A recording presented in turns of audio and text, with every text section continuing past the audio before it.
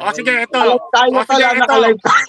May itatanong ako sa inyo. Sagutin nyo to. Ito ang pinaka-controversial na tanong matagal na magmula noon hanggang ngayon. Kaya ba, kasi madalas nilang tinatawag sa atin to. Kaya ba naniniwala na naniniwala na mayroong bayarang BBM vlogger? Sa YouTube meron. Kayo ba naniniwala na may bayarang BBM vlogger? Wala. Meron ba? Oh, bayaran ng YouTube, meron. Bayaran na YouTube, meron. Kilala ko. Meron. Meron daw. BBM vlogger. Meron. Kilala ko. Sino? Kaya lumipat na eh. Kilala ko yan. Kilala ko yan. Pwede. Si ano? Si ano yan? Si Princess. Si Princess Mau, oo. Dati pa yun. Bayarang ba yun? Oo, dati pa yun. Noong pa yan, kasama yan. Yung ngayon, yung mga talagang nananatili, talaga ay ba, naniniwala? Press one. Walang pera dyan. Walang pera dyan. Pukinang inang yan.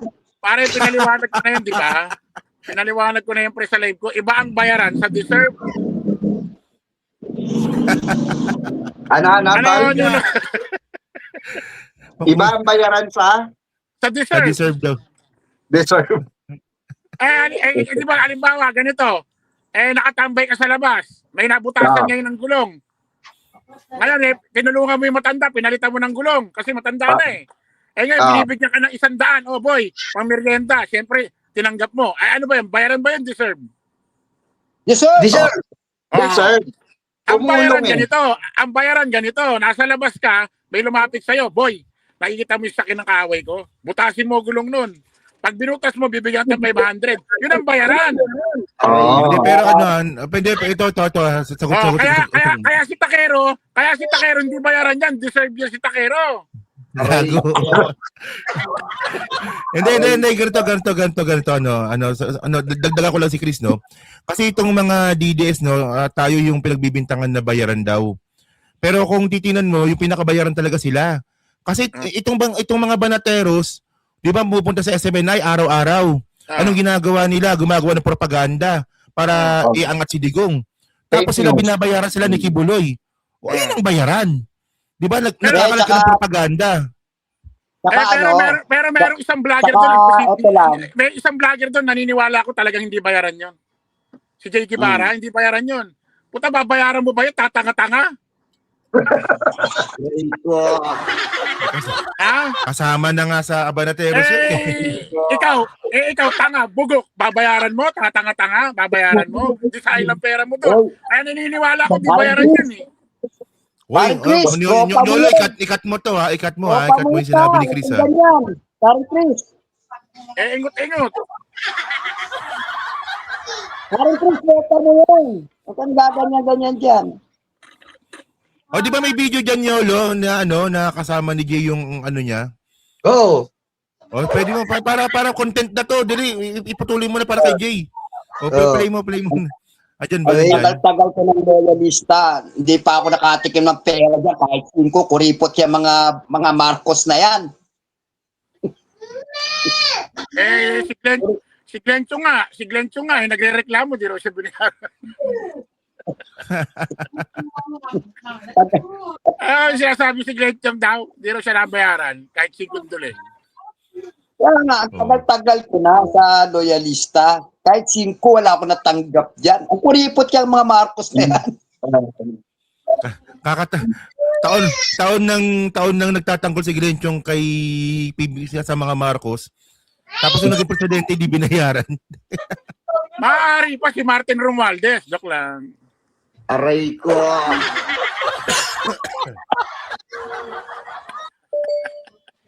Yeah. Nawala nga si Boss Mike. Pumalit naman to si Chris Ulo.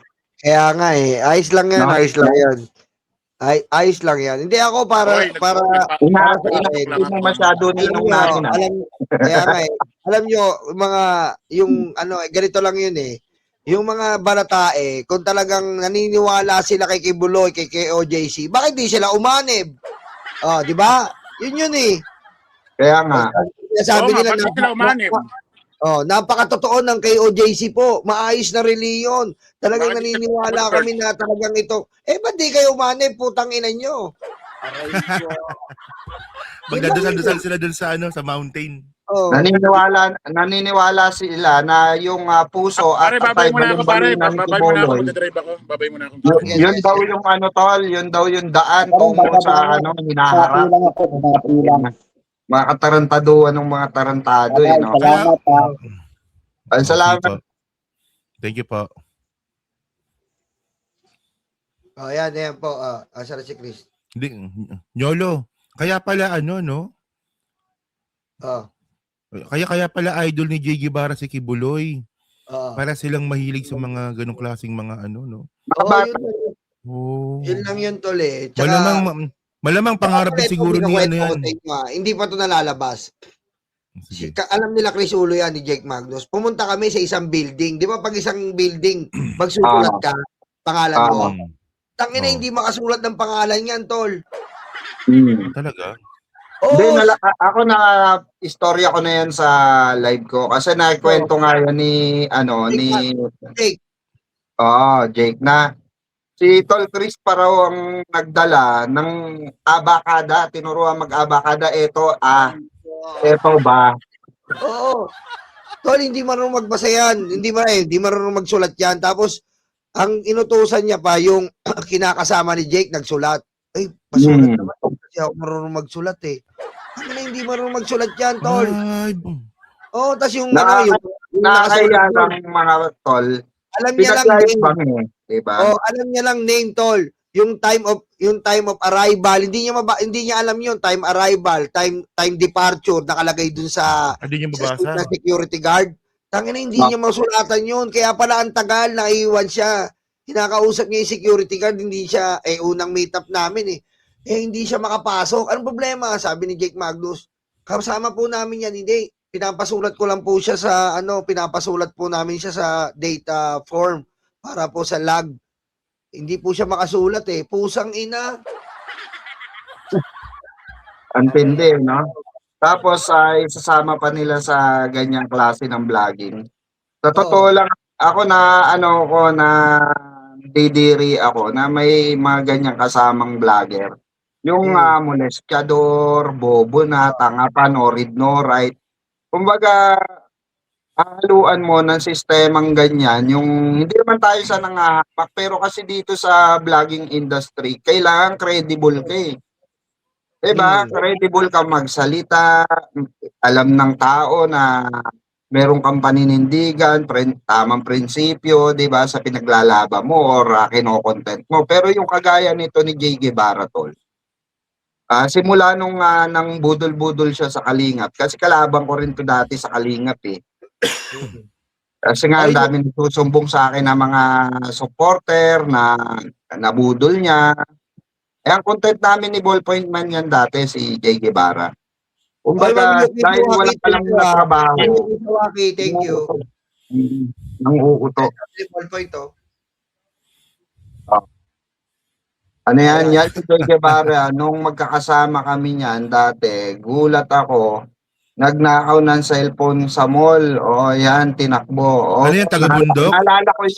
Naalala ko yun na BPM. Nakita-kita kasi yan dati. Nakita-kita yan. Yung mga nagkaayos-ayos na sila. Hindi ako nakasama ron. Puta, likot pala ng kamay niyan, tol, dahil nga ignorante sa lahat ng bagay. Kasi tawag na taga-bundok, pre. Nakatira lang yan, yun sa barong-barong na squatter. Yung as in tagpi-tagpi. Tapos ang katabi 2 CR, na pagigitna ng 2 CR. Ganun, tol. Tapos may double deck lang, natutulog pero pre, doon pa rin nata siya nakatira, no? Doon pa rin, no? Doon pa rin nata siya nakatira. Doon, malapit sa girlfriend niya na bata. Doon pa rin siya nakatira, hindi pa rin siya lumilipat kahit may pera na, no? Nakasama niyo pala yan dati? Si Ballpoint. Si Ballpoint, nakasama ni Ballpoint yan. Yung sa Kalingap nga, tol. Tapos na parang nagkaayos-ayos, ganyan. Nagkaano Tapos nga naging kami niyan, bro. magtropa. Ito lang. This week lang nagkasagutan kami sa isang live stream, no? Oo. Kasi sabi ko kasi sasapakin ko mukha niya kahit saan eh. Kahit saan ko siya makita, kahit sa bahay niya, sasapakin ko siya eh. Sabi. Tapos, sumagot bro. Sabi niya, hinintay kita dito sa bahay namin. Magpapalitsyon daw siya. Papasapak daw Hindi siya. dapat kinuha mo address. Hindi, sabi ko, hindi ako nakipag-usap sa Pido eh. Sabi ko, ay yung sagot ko eh. Kasi dati, ganyan din yan. Pikon na pikon kay Ballpoint Man. Nagamo ng suntukan kasama yung mga pamilya niya Mongoloid. Oo, yung mga tulongges na. Pag nakita mo yung ano niya, yung mga pinsan niya, yung mga ano, oy, ibahin mo tong mga Guevara, ulul. Tayo na yung mga ano, yung mga itsura mo ang puta, umahawak ng plastic sa luneta. Yung mga ganun, tol. Pagdalaw. Malulupit eh, na mga nakahubad pa, oh, nakahubad. Antayin ka namin dito, Ballpoint Man. Gumaganon pa eh. Subukan mo, mga Guevara. Gumaganon eh. Ang hupak na hupak eh. Yung tipong ano, yung wala nang laman ng utak, tuyot pa eh. Tirador ng sapatos, tol. Oh, yung tipong pag wala na sa supot, puta sapatos naman sisingmutin. Kaya mga tirada ng mga pinsa, mga kamag-anak ni Guevara eh. Nananalaytay naman sa itsura ni Jay eh, di ba? Ayan nga si Guevara na natatawa ako nga eh. Kung ano-ano pa pinagsasabi sa akin. Na hindi niya matanggap na pinahiya ko siya sa rally. Hindi niya matanggap eh. Pinaikis pa ako, sinipa daw ako, yung binti niya, putik, ilang pulgada lang yung binti. Sabi ko nga sa kanya, sabi ko, swerte ka, hindi tayo dinala sa pulis. Dahil kung dinala tayo sa pulis, tangina ka, hindi ka na makakalabas dahil kakasuhan ka ng kakasuhan, hayop ka. Swerte ka pa rin. Oh. Kasi lagpasan yung mga nabudol niya eh, no? O na-scam niya eh. Natawa pa ako dyan, di ba kasali yan sa sa TBJ Vloggers dati. Okay. Tapos alam niya na konektado kay Tito Soto. Alam niyo ata yun eh. Tapos humingi siya ng tulong kay Tito Soto ata kasi daw yung asawa niya daw minor. Proud pa siya. Sir, kasi yung asawa ko minor. Baka pwede makahingi ng tulong. Hindi nga tinulungan, bobo kasi. Bobo kasi. Hindi bro. Ang sabi ni... Gagawa ka ng illegal. Gagawa ka ng illegal tapos hingi ka ng tulong kay Tito Soto. Sobrang katangahan naman to. Sobrang katangahan naman. Tol, ang malupit pa doon, tol. Ang malupit, eto ang malupit. Hindi siya humirit pa kay Tito Soto yan. Na-hospital daw yung pamangkin. Kumuha ng ibang picture ng nasa hospital na bata. Tapos sinend kay Tito Soto, hinuhututan niya. Kupal yan eh. Pero pinahiram ba ni Tito Sen? Oo, pinahiram doon sa ospital. Pinadalan siya. Grabe talaga mambudol, no? Kasi nung una ko napanood yan, tol, meron siyang ginamit na para makapanglimos ba, para makapambudol, o kung sino pong may gustong tumulong kay tatay. Para may kinontsaba siyang kamag-anak niya, namukhaan ko na matanda, yung kapitbahay lang nila, sakto parang after a while, no, nakabudol na siya, dumaan yung matanda na yon sa likod ng live streaming niya habang nasa kanto siya. Yung bali ginawa niya, binila niya kunwari ng pandesal, tol. Tapos inumin, kawawa daw si yung tatay, matagal na raw niya nakikita doon, pabalik-balik. So binigyan niya. Sininterview niya ng konti, tay. Taga-saan po ba kayo? Ayan, ganyan. Tapos sabi nung tatay, taga Bulacan po ako, hindi po ako makauwi. Pinalayas na po ako ng mga anak ko. Kawawa naman si tatay. Sana matulungan natin mga kababayan, gumaganon pa eh. Mga kalingap dyan, supporter, sana po yung mga nanonood dyan, may mabuting puso kayo. Tapos may sumunod na araw, puta nila pag na-Gcash niya, tatay, yung ganyan, kunwari, bigay siya ng ng 1,000, may nagbigay po sa inyo, tatay. Tapos nilapag yung Gcash niya, puta, yun na, doon na nagsimula yung scam, tol. Kaya nga putang ina yun eh. Grabe talaga tong tao. Kasi tatay duman sa likod pagkatapos. Siguro mga after a week nung hindi na niya yan napauwi na po natin si tatay ganyan. Tapos nakita ko dumaan yung matanda, nakaubad pa naka-short. Kasi nagla-live lang yan, tol. Doon sa may iskinita nila, kasama yung mga manginginom na pinsan niya. Puta na, may tindahan doon sa likuran niya. So, sa may gilid sa kanila, sa harapan ng iskinita. Puta dumaan doon yung manong. Okay, marami pala siyang pinsan, marami pala siyang pinsan no na Rugby boy. Diretsoy na rugby natin. boy. Yung Buong Gibara, sasapakin ko yung mukha niyan pag nakita ko kayo.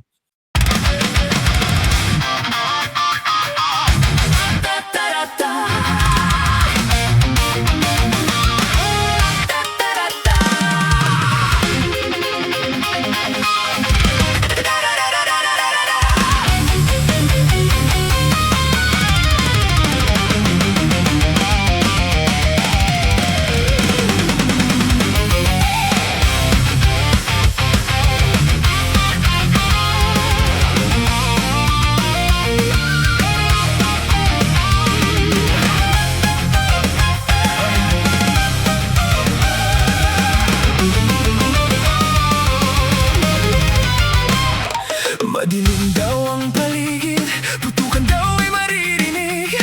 Takot sa kanilang mata, ikaw ay madadala. Huwag kang palinlang kaibigan, udas na 13 yan. Sinira nila ang Senado, sobrang ganit mga ito. Hindi nyo na maloloko mga Pilipino. Gising na gising kami sa kabobohan nyo.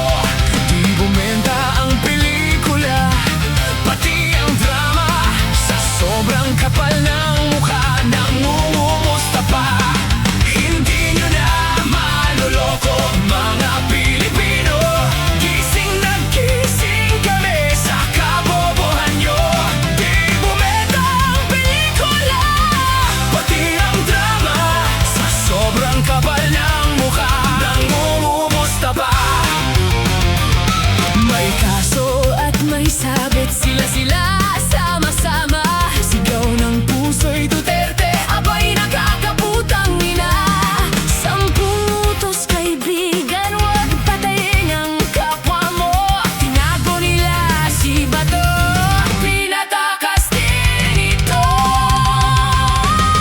Hindi nyo na maloloko mga Pilipino. Gising na gising kami sa kabobohan nyo. Di bumenta ang pelikula, pati ang drama. Sa sobrang kapal ng mukha, nangungumusta pa. Hindi nyo na maloloko mga Pilipino. Gising na gising kami sa kabobohan nyo. Di bumenta ang pelikula, pati ang drama. Sa sobrang kapal ng mukha, nangungumusta pa.